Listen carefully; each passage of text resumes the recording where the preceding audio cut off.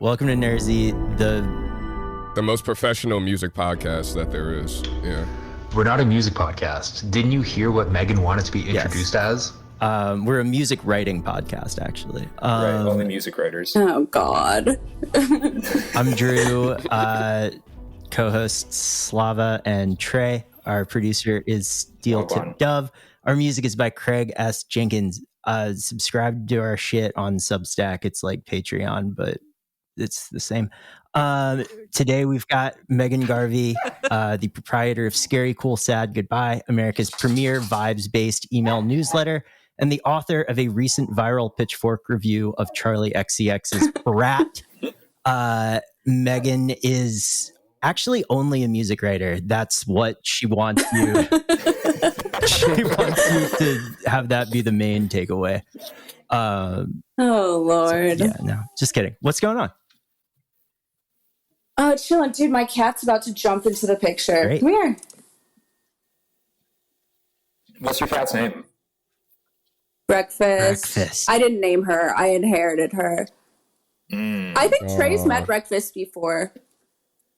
Oh, yeah, I have. Yeah. Yeah. Year back before the war, you know. Yeah, exactly. From whom did you inherit Breakfast, and why is that their name? From Tony, R.I.P. to the legend. Yeah. Oh, shit, really? Mm-hmm. Yeah. Damn, I'm sorry to hear that. Yeah. Well, no, it's awesome that I still have her.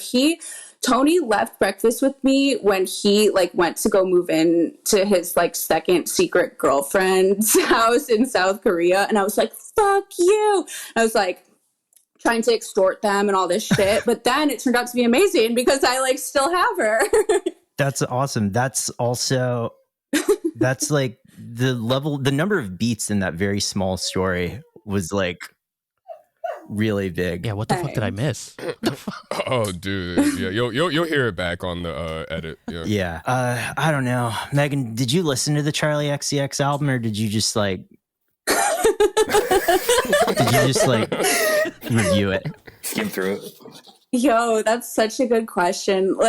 Honestly, I've definitely reviewed a record, not for Pitchfork, but for other shit that I'm not super proud of sharing, where I've for sure listened to 2.5 minutes and I'm on this record, Vince Staples, retreats inward. Get his ass. He's taken stock of his surroundings. No, but I listened to this record a couple of times. Yeah. Only a couple? No, I actually listened to it a bunch. I don't know. I probably listened to it maybe 7 times, 8. I don't know. It's hard to say. Okay. Do we have to listen to this album? I actually only listened because the first paragraph of the Pitchfork review was so good. Oh, thanks. Yeah. You really think my review? I read the review. No, I read the review. Yeah. My coworker at the wine shop was he's I'm just trying to get through this review and stuff, and I was like, oh, let me see the byline, and I did the Leo DiCaprio pointing meme.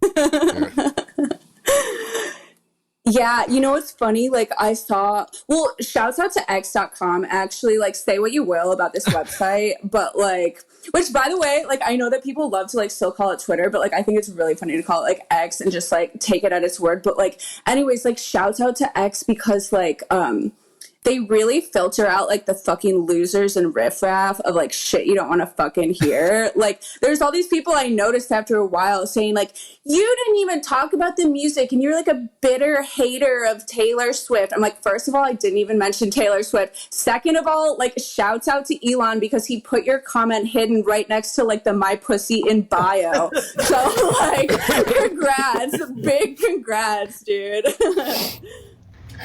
Is going viral for something that you wrote different now than it was 10 years ago, at least in terms of your interactions with other people online? Yeah, because 10 years ago, it used to be some weird ass basement dwelling dudes who would be hey, by the way, I jack off to your picture every night and I hate you and I'm gonna come to your house and kill you. And I don't know what happened. Maybe I just aged out of that category, but I don't really hear from them anymore. So it's awesome. I mean, what do you think do you think those guys are still around and they've shifted the Started a podcast.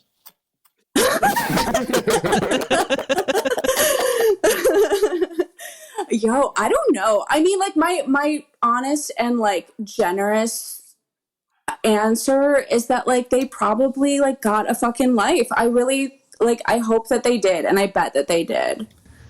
What are Charlie XCX fans called online again? They're called Charlie's Angels, I believe. And like don't get me wrong, like I know this because like I'm online, but like I don't like count myself among them. You know what I mean? Like I'm an adult. Like I'm a fan of her music, but like I'm an adult, you know.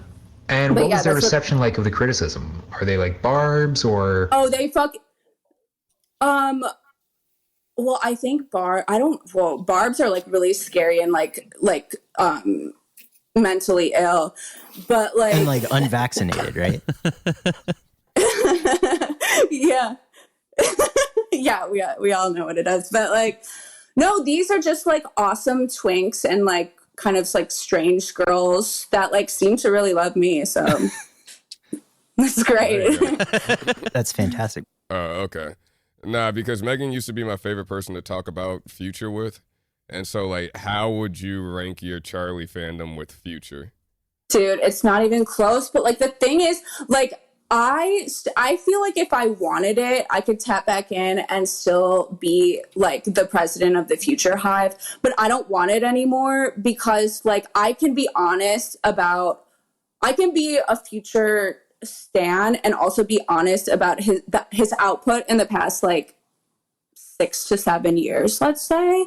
And like I probably didn't really care for anything he put out between like Beast Mode 2 and the 2 Metro projects this Most year. recent ones? Yeah. Really? Like in between then, what was good? Like a fucking Juice World. I mean RP, but like who cares? I like the Wizard. Yeah.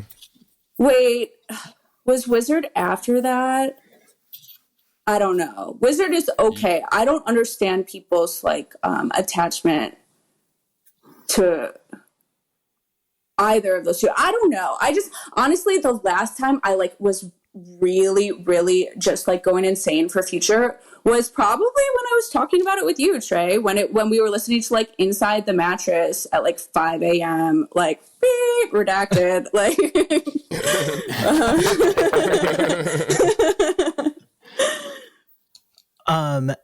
but I still love him and I think the projects with Metro are really cool. Do you guys actually like her music? I mean, I don't care. Like, no. I got no skin in the game. Okay. I do. I liked one song on the album. Which one? I have 2 coworkers who absolutely love her. Everything is romantic. Oh, weird. That's like probably the one that I don't care so much about. Which one is that one? It's like the kooky one. They're all the kooky ones. Yeah. No, this one is like purposefully kooky. What's your favorite song on the album? The one about being a trad wife? Hell yes. No, I like the one about Dasha. Yeah. Are you excited to be possibly name dropped on Red Scare? Hey, I welcome it. I don't think I would be very surprised by that, but I'm down. I would be down. I'll let you know. I mean, I will say, like, to that regard, and, like, I may be, like, tipping my hat a little here, but, like, I don't really care. Like, some of the things that Charlie is gesturing towards on this album, like, idea-wise, and, like, a lot of the shit I was talking about in the review are kind of, like, regurgitated Red Scare talking points that like people really hate when it's coming from Red Scare, but when it's coming from like Charlie XCX, the people's champ, or like, hey, your friendly neighborhood like long-suffering music writer, like they don't seem too upset at these same ideas. Interesting stuff. I mean, like in the review, like what are like, can you kind of like the first like chunk of it is like, I think what kind of, it's very important, and like I have it in front of me, and I was asking all the biographical questions about Charlie XCX because I was trying to remember it good and I couldn't. But do you kind of want to say can you recite it or summarize it?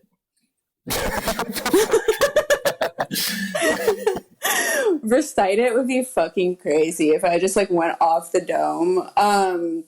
But okay, so basically, like, I'm responding to this idea of like the tyranny of the relatable pop star, by which I mean like the people with presumably like psychedelically insane lives who instead are like spending their time like condescending that they're just like regular Joes, like having boy problems, and like, oh, doesn't it suck when like people hate on you, and like going back, like drawing back to the well of like high school childish like bully drama, and just this like horrifically like banal like shit when it's like, dude, I would love to hear what your life is actually like. I bet it's so weird, but instead you have to like pretend like you're just like some fucking pathetic 17-year-old so they'll come to their concert. They're gonna come to your concert fucking anyways, you know? But anyways, we have to put up with this whole like song and dance, and then meanwhile coming from the other direction is like this sort of I feel like the paradigm for all culture writing over the past, I don't know how long, we'll say a decade. And I'm not going to use the word poptimism because it's just like means nothing anymore. But what I'm referring to is this lens of like everything is filtered through the lens of like overcoming trauma or like mental health. And like, not to say that like you can't make art about trauma or you can't like write about it through that lens, but like there's a lot more to art than just like this hero's journey of like this person suffered and they came out on the other end with an album. It just kind of like flattens what's actually interesting about art, and it makes everyone feel as though they have to like be a really good person in order to be like a sympathetic character and like make art that people can admit to liking. I guess I just really rambled there, but it's like, it's so annoying. Like, I remember when fucking Casey Musgraves put out this album earlier this year, and like, I remember her being cool. I liked her one album, so I was like, hey, let me check this out.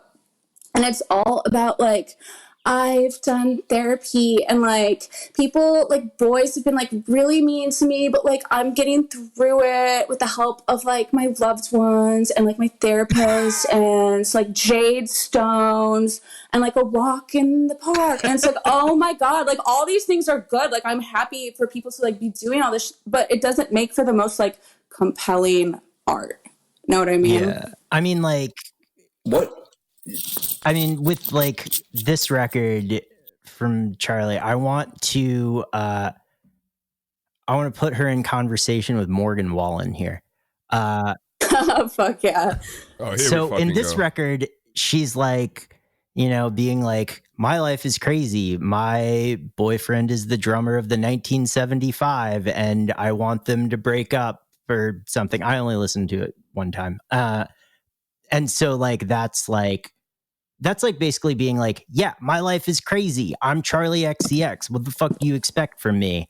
And then meanwhile, like a Morgan Wallen, like you put on your Substack that like a Morgan Wallen song was like one of your favorite songs last year. And Yeah. you liked it, I think specifically because you listened to it while you were fishing with your sister. Is that correct? Yeah, but Morgan Wallen also like just straight up makes bangers, or like whoever makes his music for him like makes bangers, but also he's also like laundering a very serious like drinking problem through these like good times at the bar songs, which is like, you know, Okay, I can hang see on a right through second. that. Hang on a Okay, second, so- Meaghan. So it's bad when you make songs about going to therapy, and it's bad when you make songs about drinking. What's left? What am I supposed to make songs? No. I love his songs about drinking. Like I love his music about being like, I am gonna like if you don't answer my phone call, I'm just gonna have to go to the bar and black out. So which one's it gonna be? Okay, Like- I don't really understand this comparison because I don't know of a time Charlie XCX said the N word. So like, yeah. Or I was just thinking about like Morgan Wallen is like a vessel, shouts out that Blade tweet, for like these like sort of mercenarily constructed products of pop music. And like, it's like Morgan Wallen shit is like, this is a product with utility. It's like a song to listen to while you're fishing. And that I put in. Exactly. Yeah. So it's just Shabuzi. Yeah. Okay. Mm-hmm. Is Morgan Wallen pop? Yeah. Is Charlie XCX pop? Yeah, but like, who cares? You know? Yeah, when everything is pop, what does it matter what genres are? Yeah, but I will say that like she's always been known as like this like club queen while making very explicitly like nobody wants to go to the club and hear like hyper pop. I don't know, maybe in Brooklyn that's how they do it, but like I don't want to go hear like PC music at the fucking club. But this is her first like explicitly like club album. Not that I'm going to clubs. I'm fucking 37 years old. So this is like her honestly never mind a little bit. Yes. I guess you could say. Yes. Yeah. Yeah. Makes sense. Wait, what's honestly Nevermind? The Drake dance one.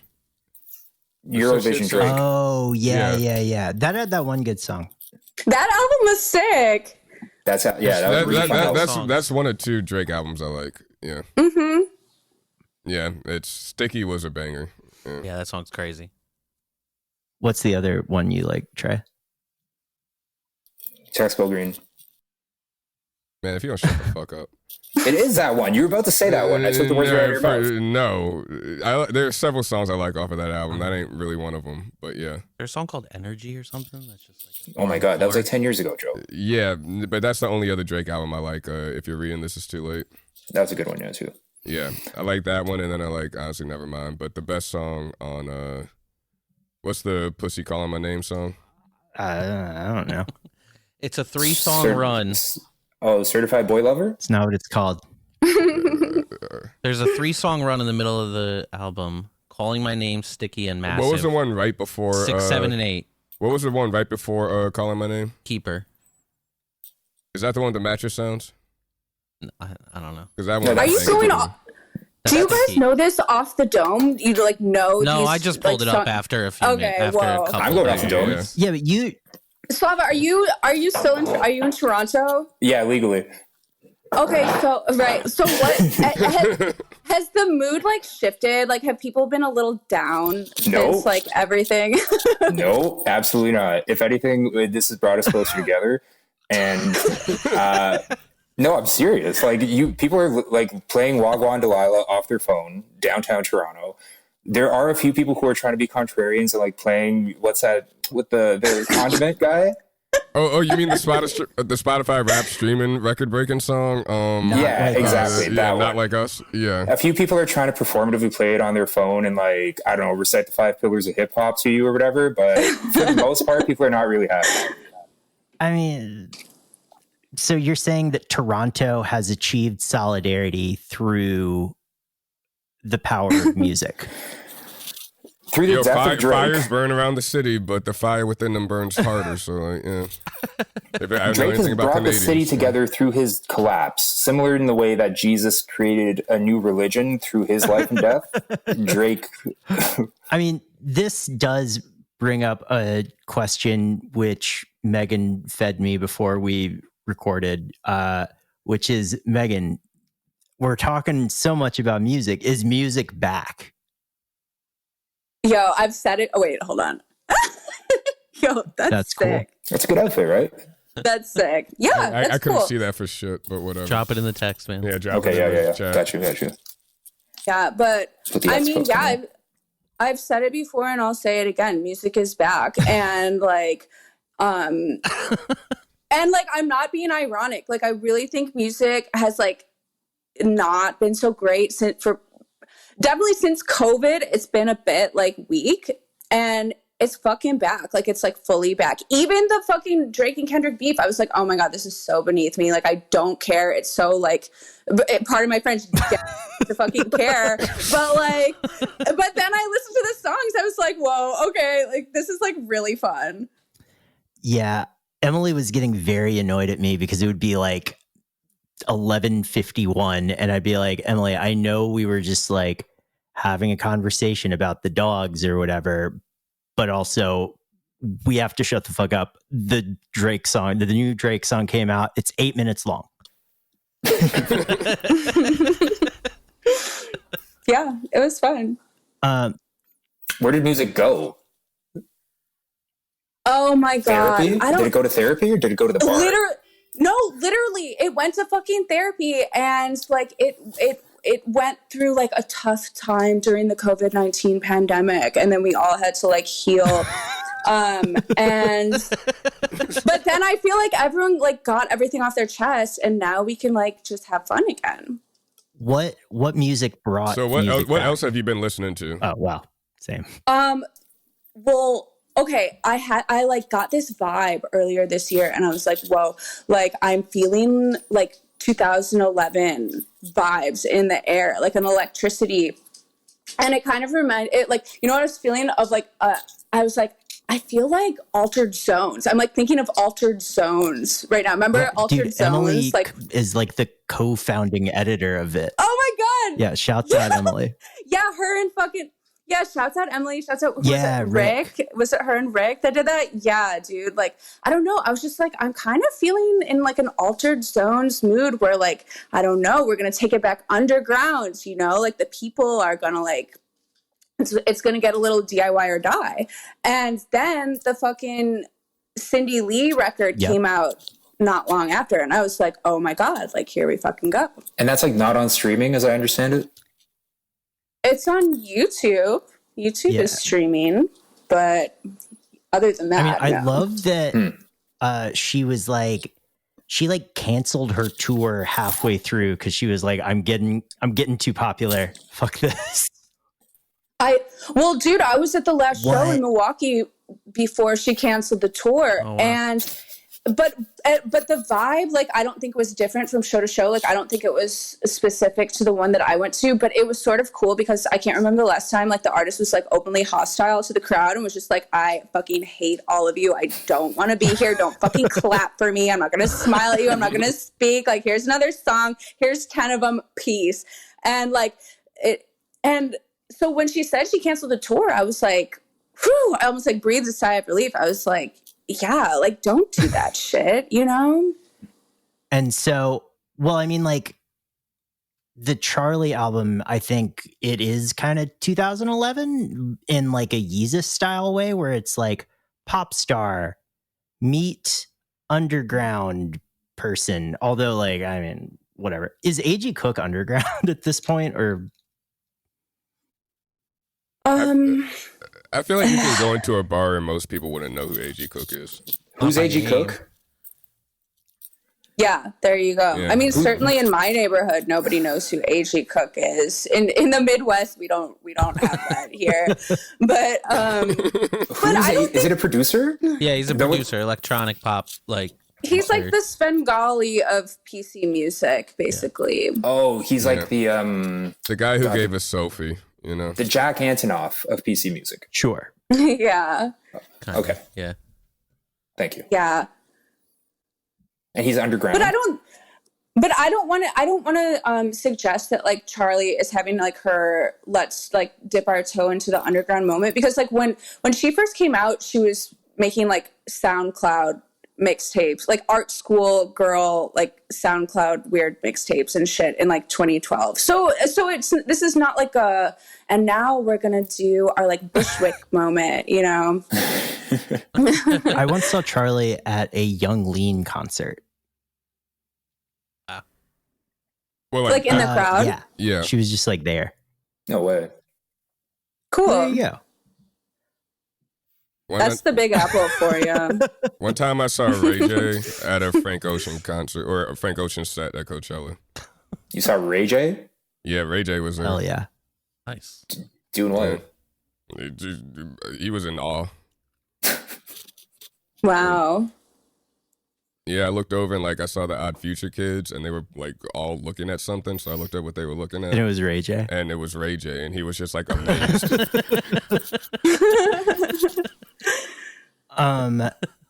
speaking of 2011, Meaghan, can we talk about Salem? Oh my god, I would love nothing more. The band Salem, yeah. Oh, yo, I don't meet a lot of people who know about that shit. Oh, they canceled an interview with me once. I don't know why they did. I think we all know why they did. I think we know why they did. Yeah. That album is fucking incredible. Yes. The newer one or the I don't know, old the one? original one, the only one I know about that I've listened to 100,000 times. Yeah. From like 10 years ago, I guess. Yeah, King Knight. Yes. Holy fucking shit. It is. You know, it's crazy because like I'm always confused how like young people, like what their entry point is to things like this, because like I had the unfortunate experience of going to do you guys know what Haunted Mound is? Okay, so I went to their it's okay, so there's like this rapper called Cemetery, but it's like spelled a little different, and like basically this Cemetery guy, he's like this gangly little like he's like a white boy who loves Chief Keef and Salem. So like when you add those things together, plus a little bit of like Spirit Halloween Store, haunted hayride flair, that's kind of what you get. And they all wear like Robin jeans and like the Chief Keef polos and like dress like fucking Tato. Yes, it's so fucking cool. But then it's all like about like it's literally about like I'm with the Grim Reaper, we're in a haunted house. It's crazy. But like their fans are so young and so rabid. So anyways, I interviewed him for this for Nobel's is like putting out a magazine at some point, and like this will be in that. So I went to interview him, and then I had to go to this show. I look like a fucking parental chaperone, and like literally, I was not only the oldest person, I was like twice the age of like the people in there, probably more. There's this one little kid running around in a shirt that said autistic virgin on it. I was like, oh my God, like I gotta fucking get it. And they're all wearing like spooky, like hockey masks and shit, but they are like all very shy. I'm like, this is crazy. But anyways, like I was talking to like a few of them because I was like trying to do some journalism, and they were all like, oh my God, I love Salem. Like, and I'm like, how do you guys know about fucking Salem? You're like 16 years old. You know what I mean? Like, what was your fucking what was your entry into this shit? Probably Julia Fox, honestly. Wait, what was the answer? What's the answer? I couldn't really, maybe it was through fucking Haunted Mound, and they're like, we love Salem and Chief Keef. They're like, oh cool, let me like check out Salem and Chief Keef. But I didn't really get to the answer of it. But weirdly, like Salem is so influential among like very, very young people. What does Julia Fox have to do with it? Didn't she date one of them? What? Wasn't that Lana Del Rey? Well, both. And there's also okay, let's get our time Wait, I'm straight sorry. here. I don't know anything about Salem. Anything, or know anybody else that really even talks about them or knows about them. So this is a little crazy to me. One of them dated a celebrity. Who are they? It's two people, like a man and a woman, right? It's two dudes. There used to be a girl as well, but she like had a kid and disappeared under like vaguely contentious circumstances, but like whatever. And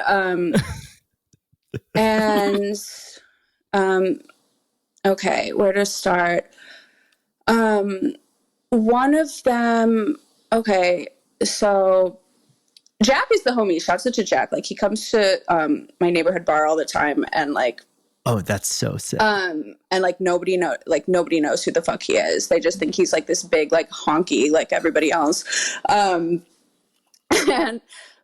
the other guy is this very like, you know how sometimes like some like junkies are like too pure for this world, and they kind of talk in like a Michael Jackson voice and seem just like so like they should have been born in a different world, and like this one just isn't for them. That's like the other one who like in the beginning of his career was a bit like overly forthcoming about like his gay prostitution, and that's why they canceled on your interview, because like I think they like overshared earlier in the career, and they're like, wait, people like totally use this shit against us and think we're just like train wrecks.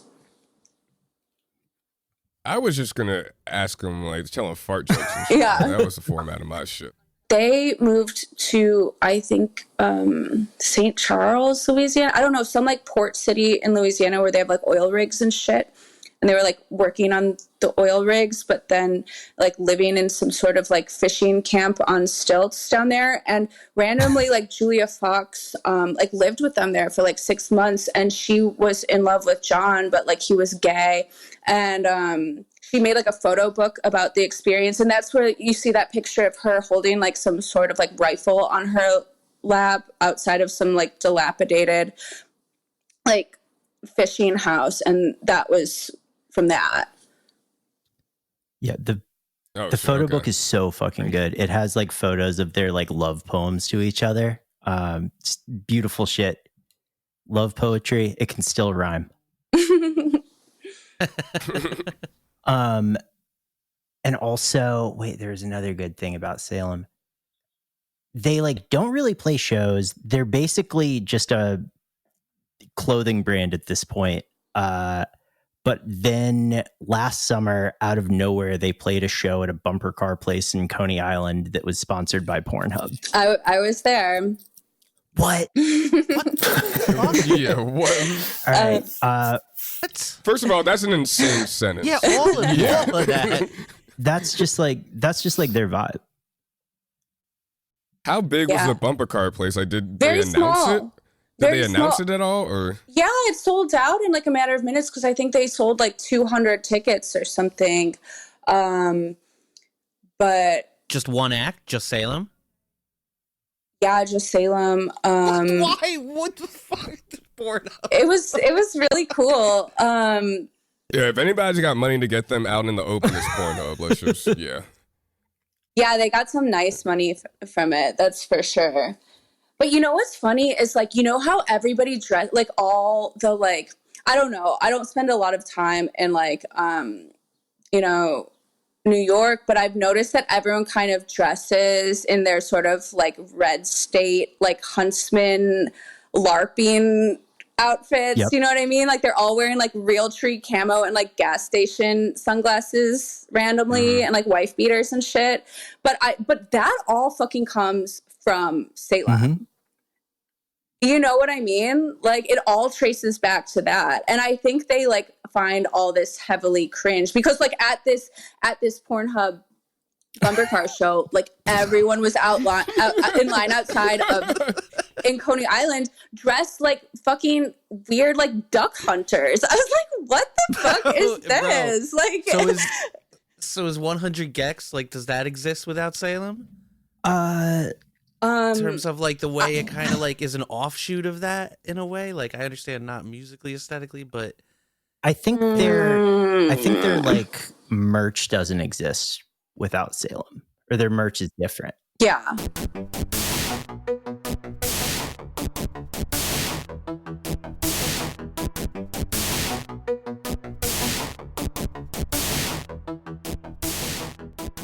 What's the vibe this summer gonna be? Okay. First off, I really think that like, okay, I'm not like trends predicting because like I don't care what people do and I don't like imagine that I'm very like I don't think I'm like tapped into the fucking zeitgeist or anything, but like I think everyone should listen to bossa nova music. Because it's a really good summer vibe. And yeah, it's just like good for all occasions. You can like put it on in a party and it'll be have kind of like an elegant like conversation pit cocktail hour vibe. And yeah, it's just cool. So like bossa nova music is the vibe. Rum, as I've said, is the vibe. It's going to be a driving your car summer because I just got my driver's license this year. So Let's go. Yeah, so I'm like really big. And I got a really cool car in addition. Wait, hold up. How does the rum and driving your car? Come on, man. Come on, you know how. I actually no, I don't like. I feel like people think I'm like some like crazy party monster, but like I don't drunk drive my car because it's like I don't know because I'm smart and like I don't want to fuck up my car and it's dangerous and I like care about other people's lives. But like yeah, you can like keep these things separated. Although I've been spending a lot of time in Wisconsin, and like you literally have to drunk drive. Like there's no other way. But anyway, What kind of car? Oh my god! Hey, drop this in the Substack. We can put a picture of my car. I think that people will really like it. It's really cool. It's a '93 Cadillac DeVille, all red. No way. On the outside Oh, what? and on the inside. Yeah, That's I'll give you. amazing. It's really cool. I bought it on Craigslist. Did you? Is it like really hard to turn it? Because that didn't have power steering, right? No, it's really hard to parallel park, but other than that, it drives great. Okay. Yeah, them shits are like a boat. Mm-hmm. What kind of miles per gallon do you get on that? I mean, it's not great. I get like 18 miles. But here's the crazy How many thing. kilometers? I have no idea. But Slava, shut the fuck up. but check this out. It's from 93, and guess how many miles it has on it when I bought it? 93. 200,000 14,000. and 5. What? Damn. No, Wait, they rolled what? that shit back. Really? They rolled that No, shit back. There's no. way. Yeah, nah. No, it was an old. Got your ass. No. Hey, no. If you could, It was just a person who owned it forever. yeah, right? it was The just an person that old owned it man who forever? kept it in the garage, and then he went to the nursing home. Yeah. Wow. Damn. How did he get to the nursing That's home if so he sick. didn't take his car with him? Not the caddy. Great question. Took an Uber. Oh yeah, That's so, awesome. So yeah, it's gonna be a drive in your car summer. But most of all, like I think it's gonna be like a normal people summer, as like. Mhm. But no, normal people summer is like, I don't know. Like I really hate when people say touch grass, because like anyone who's saying touch grass is the one who needs to touch. It's like pure projection. You know what I mean? It's like, no, you touch grass, literally. Like, but like. It's gonna be a like, and I'm also okay. Don't come for me like neurodiverse people. I'm not talking about that either. I'm talking about like just like being normal, abandoning your grievances and your like weird petty like axes to grind, and like not caring about stupid bullshit on the internet, and just like being normal. You know, That's not. I don't know if that's gonna happen. Some of us can't be election's coming normal. up, yeah. Okay, It's yeah. not gonna happen. Yo, y'all saw the video of Joe Biden just standing completely still while everybody else is dancing around. Like, yeah, we're not gonna have a normal summer. I man. know, but we can try. Trump read out like the. Trump read out the fucking cheesesteak cheesecake factory. There should be a cheesesteak factory, but he was over there talking about the cheesecake factory menu. Oh, was that at his real? last rally and shit. As far as I can Wow. tell, It was what? Megan, who's going to be president this fall? cut. No, tell us who you're Cut, cut, cut. No, better tell us who you're voting for. Yeah, Oh my Trey, Everybody God. go why round cut this? table. Here, I'll tell you this. I haven't paid my taxes in 7 years, and you Fuck could yes. run that.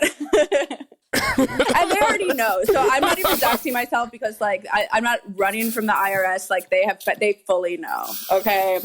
Like some people talk about, they're like, why are we paying our taxes to this like evil genocidal government? I'm like, just don't, you know, like you really don't have to. I mean, they will come for you eventually, but like until then, you have nothing to lose. No, that's your First Amendment right. Your First Yeah. Amendment right is to not pay your Yeah. taxes. Wait, really? Damn, Money My is friend- speech, yeah. dude. Megan, you've left the country since like not doing that too. So like, there's literally no consequences for not paying your taxes, right? Wait, what do you mean? Oh my god, that's Like they can't stop you when you're coming back and be like, "Hey, give us our shit." No, I mean they You'll just took. be like, I don't got it No, on me. they will take their shit after a certain point. They'll just like help themselves. Like I came back, I went to Wisconsin with my sisters last summer, and I came back and I was like, oh, I'm going to check my bank account, because I actually had a job. So I was like excited. I was like, ooh, what's going to be in there? You know? And I looked, and there was like $10,000 missing. I was like, wait, something's terribly wrong. And then I was like thinking about it, and I like looked at the name next to the thing, and I was like, oh shit. They just went in and IRS, yeah. helped themselves. Like not so much as like a hello. It was Saturday. Like I was like, what, on a fucking Saturday in August? But yeah, they took 10. absolutely. They just took it out. But then I was like, this is way easier than like filing the shit. Like just There you go. There you go. That is Yeah.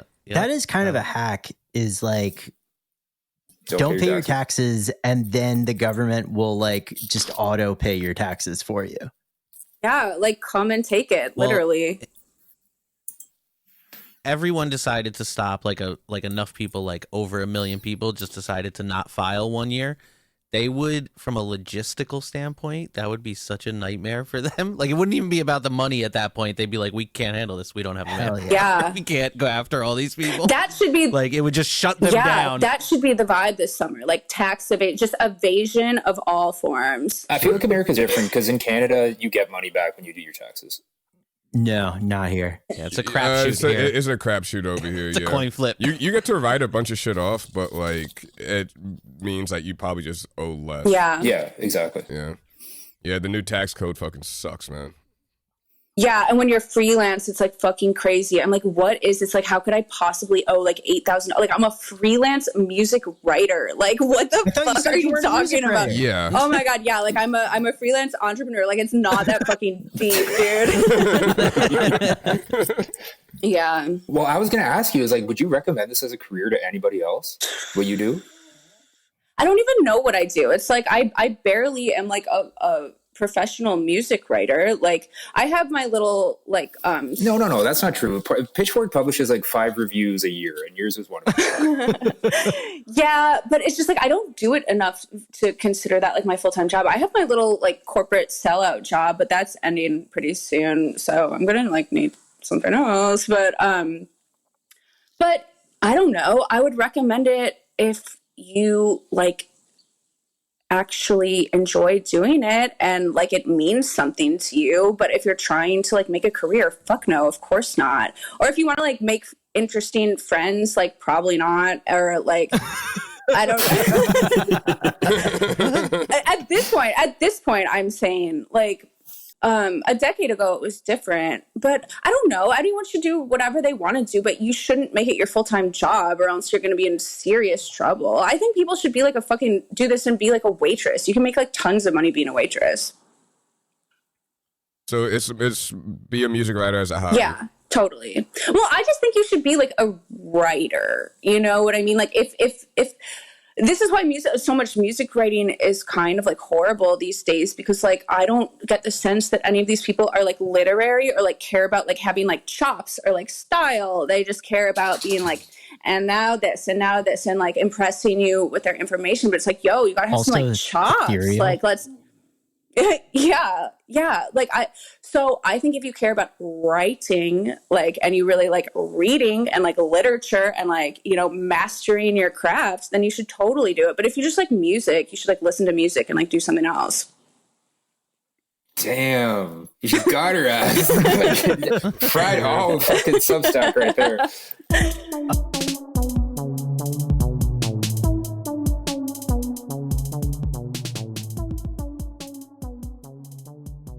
Oh, hell yeah. Well, this is the perfect time to talk about Midwest supremacy then. Oh my God, let's fucking go. Yeah, I only heard about this concept when I read the Run of Show, but like would love to hear about this. Oh, is this a concept that like other people believe in? No, I don't know what it is. It's just like some shit you just told me earlier, and I put it it in the little Google Doc that we have. Okay, dope. Yeah, okay. So I think I came up with the term, but yeah, like I don't know. None of you guys grew up in the Midwest, did you? No. Absolutely I feel not. like Canada is kind of Midwestern tendency wise. Yeah, like when I meet people from like the States, they're kind of Canadian from there. Yeah, it's similar. And like I don't know if you felt this way, but like when you grow up in the Midwest, you're like, oh my God, this is so boring, so lame. It's like anti-style, like Hollywood, anti-sex appeal. It's just like whack. It's like cornfields. And then, but like, I don't know. No, on some like sincere tip, I think there's like something really cool about like actually appreciating like the shit around you. And so like when I moved back after New York and like after I like randomly moved to Vancouver, I started to like really appreciate the Midwest for what it was. And now that I have this driver's license, I'm like, whoa, like the Midwest is so fucking slept on. The state of Wisconsin specifically is so slept on. And like, I don't know if you guys have any like experience in Wisconsin, but I think it might be like the ideal American state. I've been to Kalamazoo when I was in the Army for a little bit, so that's about it. Wait, when the fuck were you in the Army? Like cadets, sorry, whatever your Boy Scouts is. So we have like the Canadian version of that. And that's completely different. That is completely different than being in the fucking Army, dude. Because it's not for us. It's the same thing. One trickles up to the other. So you go to like Army camps when you're in Air Cadets, and one of them was in Kalamazoo. Yes. Wait, it's Air Cadets? So it was like JROTC like we have. I don't know. Sure. Yeah. This is too much. Well, did you like it?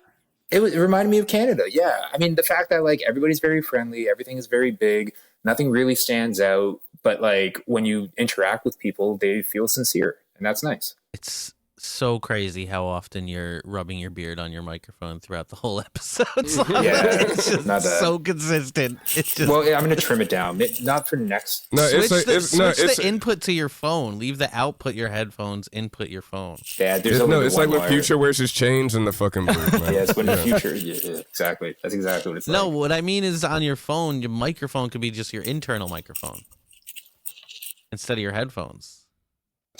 How's that? No. Oh, okay, well, yeah, that's better. I guess it's a quiet room. I don't really need the headphones. No. Shockingly better. We should have did that at the very Slava, beginning. you do. We know. If you made it all the way to the end of the podcast, that's a special treat for you. Is you get the new version of audio from me. Oh no! But I mean, we're obviously gonna cut this. No, we're not. No, we're keeping that shit in. All right. Yeah. Well, anyways, thank you for. This is the premium content right now. Oh yeah, we might split this, right?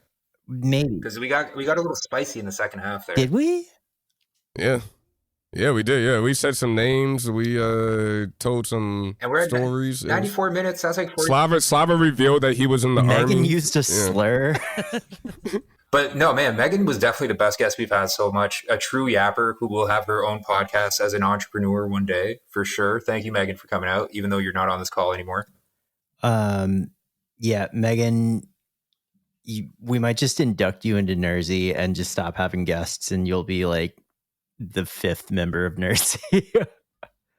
That's not a bad idea. Or when we start the Nersey network, she gets her own show and gets to do whatever the fuck she wants. Meaghan. And then watch her rise in popularity, and we have to like give her a huge contract to keep her on staff. Absolutely. Yeah, Meaghan, soon to be the Wendy Williams of alt left rap Twitter. She'll be the call me daddy of alt left rap. First of all, it's call her daddy, and second of all, I'm not going to do that. So second of all, she will be the Red Scare of alt left rap Twitter. Well, like she said, all culture is downstream of Red Scare, which means that if she's upstream of Red Scare, everybody has to ride around in their cars drinking rum all summer while listening to Bossa Nova. Yes. That's not a hard sell. Although, wait. Yeah. So we're sending Meaghan. If you could hear this, you can't. But if you can hear this, we're sending you the contract tomorrow. Also, Meaghan is absolutely not going to listen to this episode. No, she didn't even know we existed. She didn't even know we had a Substack. Yo, shouts out Meaghan. Shout out Meaghan, bro. Thank you for coming on. Yes, thank you for coming on. You're the fucking best. This has been Nersey, the number one Bossa Nova podcast on leftist Bossa Nova Twitter. I've been Drew, co-host. I'm Slava. Yeah, you guys say your name. I feel like I've been box outing you guys. I like it. Yeah. Slava was calling Meaghan a yapper. Like the two of you over here. No, I'm a yapper. So goddamn. Yeah. And I just smoked weed. And I'm Slava. I also just smoked weed, and I'm Trey. I'm Steel Tip Dove. Did you also smoke weed? Always. Okay. That's to be assumed. Music by Craig Jenkins.